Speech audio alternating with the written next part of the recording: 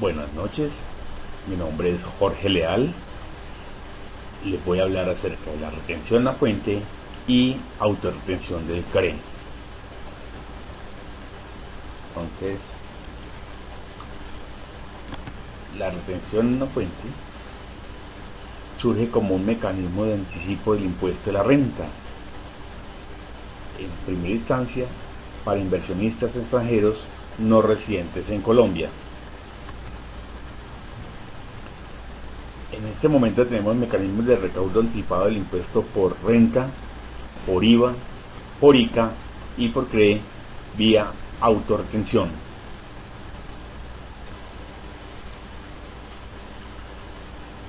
La retención a fuente desde el año 2006, la ley 111 del 2006, en su artículo 50, adoptó el valor de la VT, unidad de valor tributario, que empezó con 20.000 pesos y al año 2014 ya va en 27.485.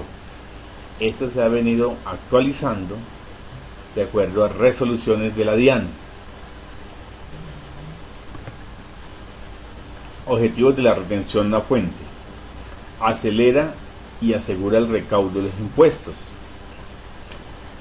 Esto es lo que busca la retención a fuente, que el Estado no se demore un año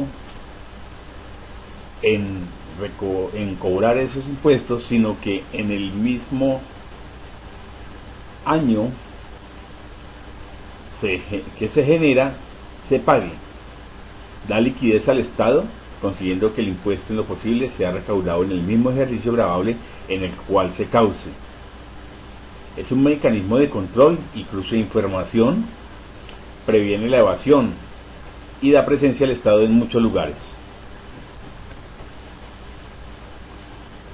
La retención a fuente se maneja por conceptos, entre los cuales tenemos por ingresos laborales, por honorarios, comisiones y arrendamientos, por servicios en general, por servicios temporales de vigilancia y aseo, por servicios de transporte de carga, por rendimientos financieros, por compras y arrendamientos de inmuebles y muebles, por dividendos. Elementos de la retención a fuente. Hay 5 elementos que componen la retención. Entonces está el sujeto activo, que es el Estado. Existe un sujeto que representa al Estado, que es el agente retenedor.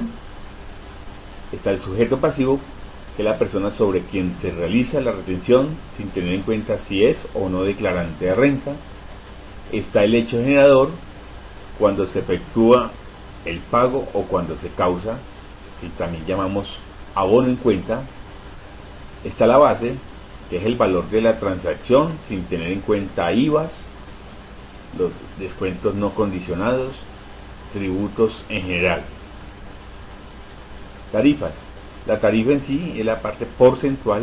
Cada concepto tiene una tarifa a aplicar, que puede ser progresiva, como en el caso de los salarios, o proporcional por los demás conceptos. ¿Quiénes son los agentes retenedores? Son las personas jurídicas y sociedades de hecho, las personas naturales comerciantes, los consorcios y uniones temporales, entidades de derecho público en economía mixta y empresas industriales y comerciales del Estado. También están las entidades sin ánimo de lucro. Obligaciones de los agentes retenedores. La primera obligación: retener cuando se realice un pago o abono, presentarla, consignar el importe a favor de la DIAN por medio de una declaración, expedir el certificado de retención a fuente, llevar registros contables en una fuente específica, soportes y suministrar información. ¿Quiénes no son agentes de retención?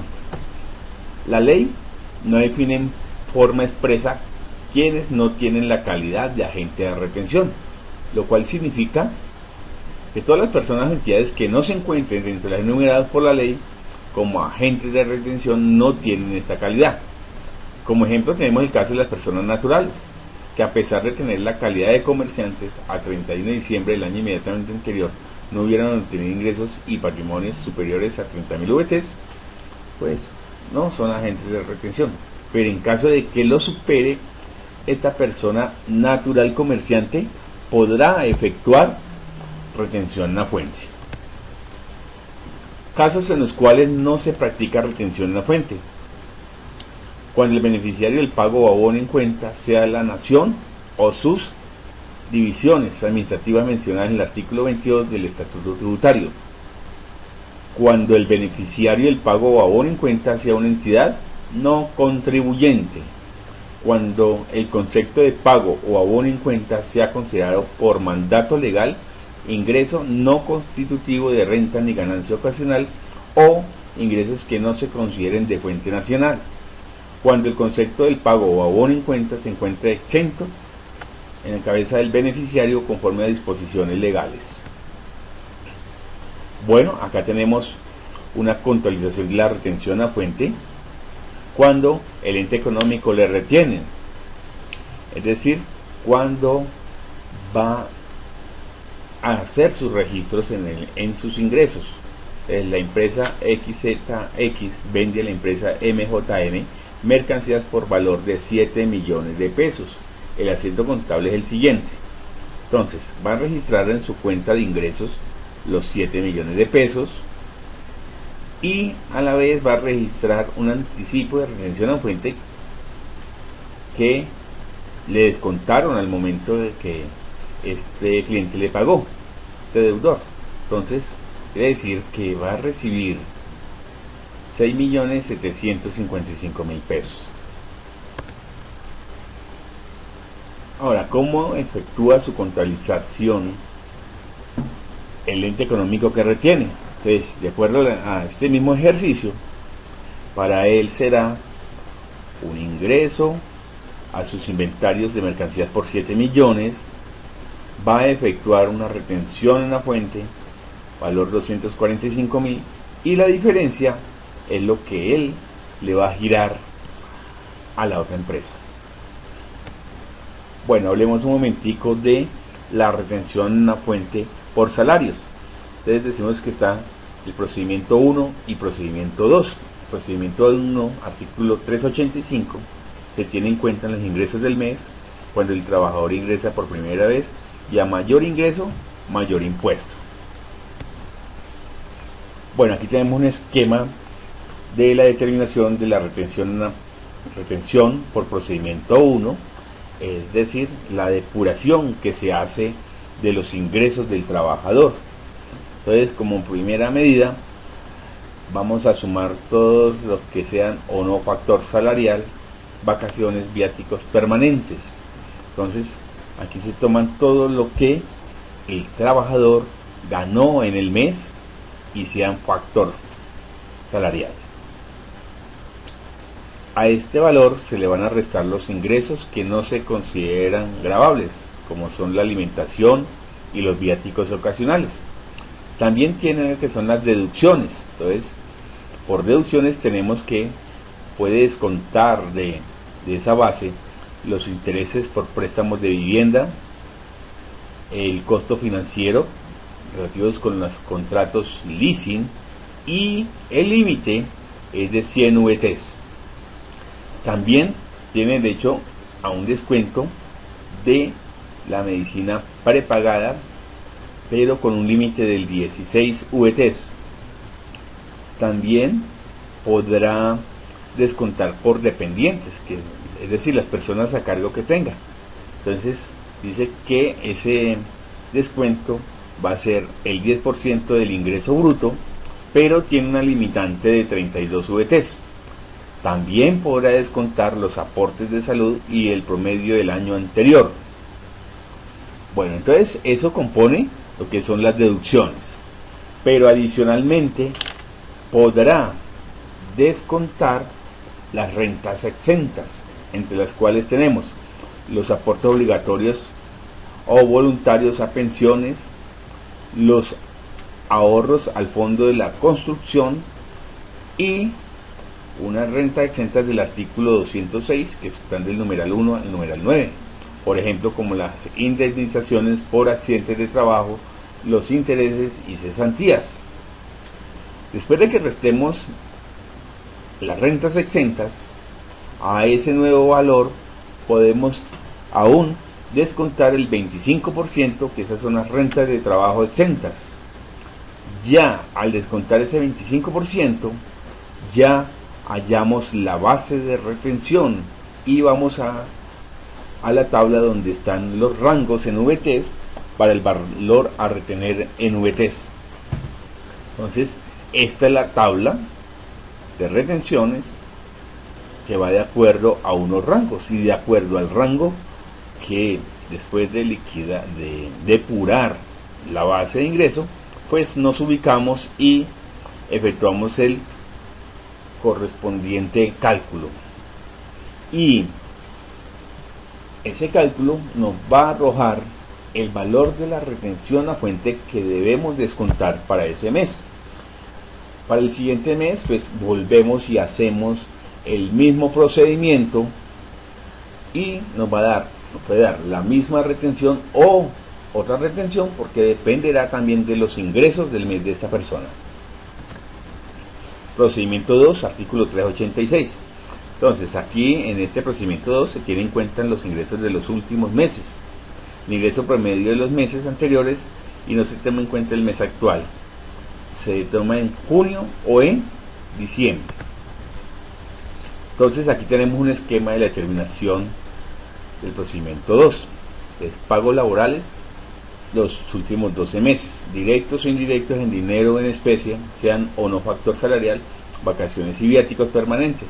A esto le voy a restar los ingresos que no se consideran gravables, como es la alimentación, viáticos ocasionales. Igual volvemos y tomamos las deducciones de interés por préstamo de vivienda, costo financiero, medicina prepagada, personas a cargo, que es el 10% de ingreso bruto, y el límite son 32 VTs, los aportes de salud y promedio de año anterior, menos las rentas exentas, que ya, igual que en el procedimiento 1, aportes obligatorios o voluntarios a pensiones, las rentas exentas del artículo 206, y a ese valor restamos el 25% de las rentas de trabajo. ¿Qué va a pasar? Como aquí tenemos los totales por año, ese resultado sí se divide en 13. Es aquí lo que nos vamos a hallar nosotros por medio de unas operaciones, es un porcentaje fijo de retención en la fuente que se practicará. Digamos que si yo lo calculé en el mes de junio, ese porcentaje fijo que me dio le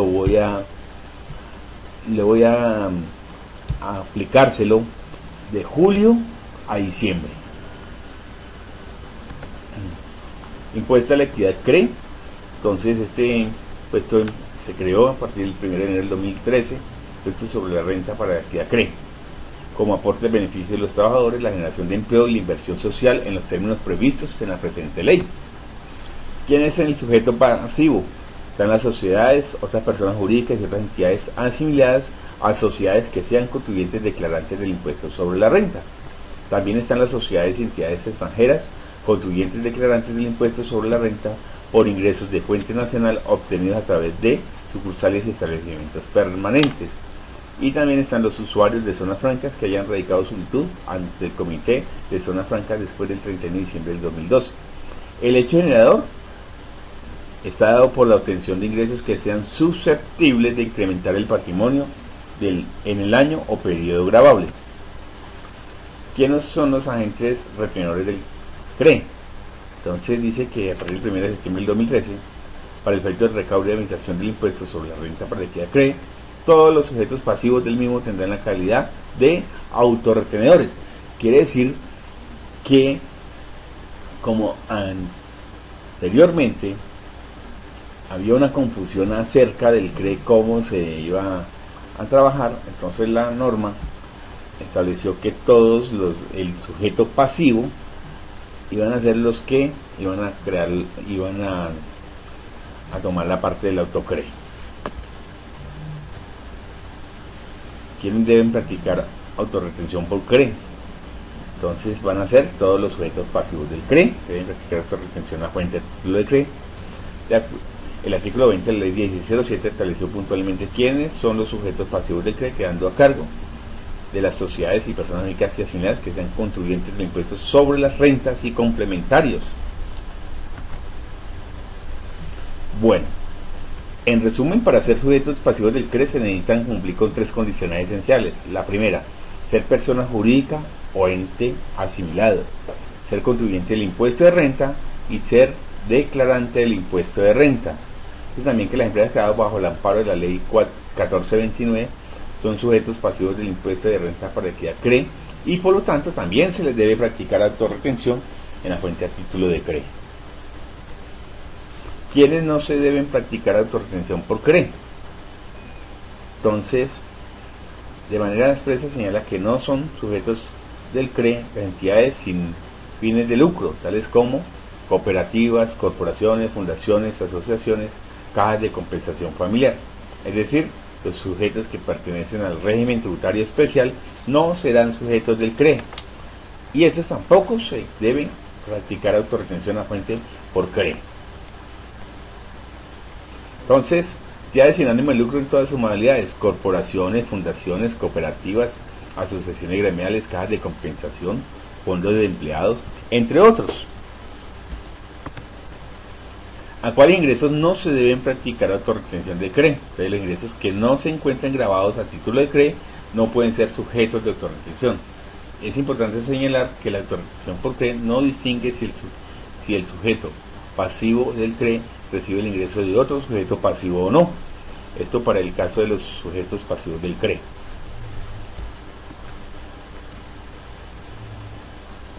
¿Quiénes son empleados para efectos tributarios? Bueno, acá hago una aclaración. Voy a mostrar de una forma sencilla cómo están clasificados. Entonces está en el conjunto 1, conjunto 2 y conjunto 3. Dice que en el conjunto 1 sus ingresos brutos provengan de una proporción igual o superior al 80% de una vinculación laboral o legal y reglamentaria independiente de su determinación. Conjunto 2, sus ingresos brutos provienen de una proporción igual o superior a 80% de la prestación de servicios de manera personal o de la realización de una actividad económicamente en una vinculación de cualquier naturaleza, independiente de su denominación. No presta el respectivo servicio o no realiza actividad económica por su cuenta y riesgo. Y en el conjunto 3, sus ingresos brutos provienen en una proporción igual o superior al 80% de la prestación de servicios de manera personal o de la realización de una actividad económica mediante una vinculación de cualquier naturaleza independientemente de su denominación. Entonces, presta el respectivo servicio o no realiza actividad económica por su cuenta y riesgo. No presta servicios técnicos que requieran de materiales o insumos especializados o maquinaria de equipo especializado. El desarrollo de ninguna de las actividades señaladas en el artículo 340 del Estatuto Tributario y no deriva más del 20% de sus ingresos del expendio, compra, venta o distribución de bienes de mercancías al por mayor o al por menor, ni de la producción, extracción o fabricación de confecciones, preparaciones, transformaciones manufactureras y ensamble de cualquier clase de materiales o bienes. Bueno, aquí tenemos la clasificación de categorías por empleados. Sé que personal natural residente, debe estar el empleado tributario, que el 80% de ingresos de prestación de servicios personales. Aquí se va a practicar el sistema ordinario IMAN e IMAS. Y para los trabajadores por cuenta propia, que el 80% de ingresos de actividades como la agropecuaria, se pasará el sistema ordinario e IMAS. Y los otros residentes, demás personas, rentistas de capital, notarios, diplomados, trabajadores, para estas personas va a haber el sistema ordinario de depuración de la renta. Y personas naturales no residentes, pues tributan de acuerdo con la fuente que se les practique. Bueno, hasta acá tendría la parte de lo que corresponde a la retención en la fuente y el autocre. Muchas gracias.